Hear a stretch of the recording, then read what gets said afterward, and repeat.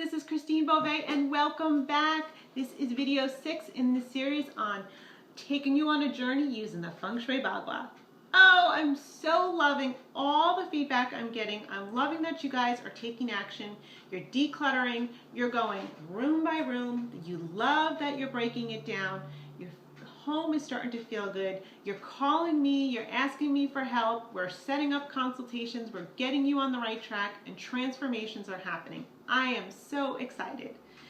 So if you are just viewing this video for the first time, you want to make sure that you go back to video 1, the career, video 2, the relationships, video 3, family, video 4, wealth, video 5, health. Today we're going to go into your helpful people area. This is kind of a magical area, I think. You know, sometimes people feel that nobody ever helps them. They feel, I just can't find good help these days. I can't hire anybody. Nobody knows how to do it. Only I know how to do it. And I hear a lot of this as an entrepreneur. It's something that we do all the time. And I'm guilty of it myself. But as long as you have that energy and that attention and that belief, that's exactly what you're going to keep repeating yourself. So let me first ask you something. Do you believe that it's hard to find good, helpful people? If you do, I think I'd kind of work on that, because you're just going to attract that energy that's just going to keep telling you that it's true because you believe it. The truth is, there are great people out there. You have to open up your mindset. Just the way you value yourself as doing good at what you're doing, there's someone just as good as you are. And if you gave them the opportunity to do it, it might relieve you the stress that it takes. You can't do everything. So I want to bring that up because if you're going to really tap into this area, I want you to be mindful if you have a strong energy around believing that nobody can do it as good as you. If you do, I'm curious to see what this area looks like for you. Now, this could be a possible area where you enter your home. And so often, I just probably had about 4 clients this week, and out of the 4 clients, I had 2 of them where we talked about the front door because they're not utilizing it. You see, everybody likes to go through the garage, which I understand, yes, you know, it's easier, the car's closer. But I have a front door and back door, and I go through the front door at least once a day because that's where I have to get the mail. And it makes a huge difference because the energy is coming in. If we don't use it, it's stagnant. But I'm going to tell you a little something. I found front doors are like locked, or the lock is broken, or the door is stuck so it can't open. And do you know how much information that tells me about what's going on for a client? A lot. Because you're blocking energy. It's the heart. You see, this is where the energy is coming from the street. It's coming in here through your front door. Now, if your front door is somewhere else, that doesn't matter. But let's just say it's in this area. I want you to start going through that door. I want you to make sure that the keys work. I want you to make sure you know where the keys are. I'm telling you, I've seen a lot of scenarios. I want to make sure that when it opens up, there's nothing behind it. Because if the door can't open all the way, the rug's getting stuck to it, again, that's blocked energy. Energy is entering through the doors and the windows. So, if your door is falling there, you're going to want to make sure it's opening well. You're going to want to make sure the key works well. You're going to want to make sure that there's nothing behind the door. Then you're going to check to see if there's any clutter. Because if you're complaining and you got a lot of clutter there, I would sit down and talk to you about what's going on with that clutter and why you're creating it. 7 days, spend about 15 to 20 minutes discarding 3 items that no longer serve you.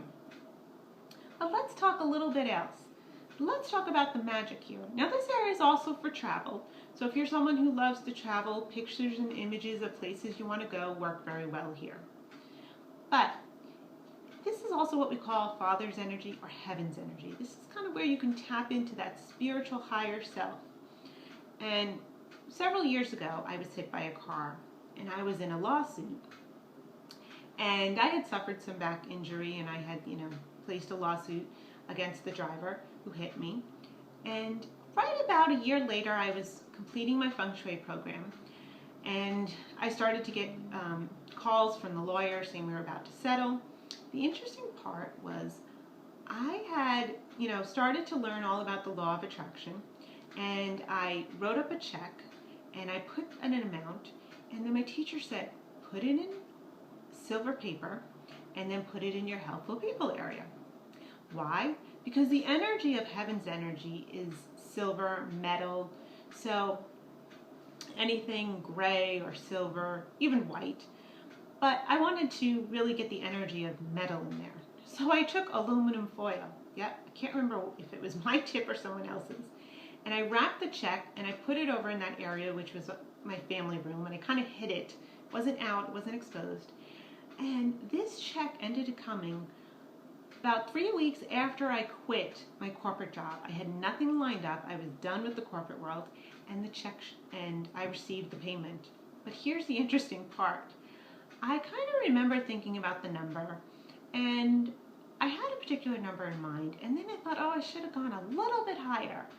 Well, when I went to the lawyer, I was picking it up, and he mentioned that he was trying to go for the higher number, which turned out to be the number that I was considering. Well, here's the thing. I didn't get that amount, but I kind of walked away and thought to myself, this is a lesson learned. Always go a little bit higher than what you think you're going to get. Isn't it something we negotiate in salaries? I should have written that number the first time on the check and then wrapped it up and put it away. Because if I still hadn't gotten that number, at least I negotiated lower. It just all worked out that I got that check at the perfect time. And I remember wanting it sooner, wishing it would show up, but I realized when I really tapped into it that it came at the perfect time for me. So I want you to also consider that after you cleared the clutter, don't be doing this before you cleared the clutter, it's after you cleared the clutter, that if you are looking for more support in your life, then here's a little tip. You can take a silver envelope, head over to Staples, they have them, write down what you're looking for. What do you need? Is it finding a bookkeeper? Is it finding someone to hire? Is it finding a new employee or finding a new job and you need someone to help you find that job? You're going to have to switch your energy if you believe that nobody can help you do this. But if you write it out, put it in a silver envelope, and then hide it in that room, it shouldn't be exposed, you might be surprised how it will show up. I hope you enjoyed this tip, and it's got you thinking about doing things a little bit differently. If you have any questions or comments, I'd love you to visit my website, www.christinebouvet.com, and leave a comment on my blog. If you are struggling, if you felt that ever since you started the series you love watching the videos but you're not taking action, then let's chat. Let's decide how I can help you. I can help you virtually and I can help you in person.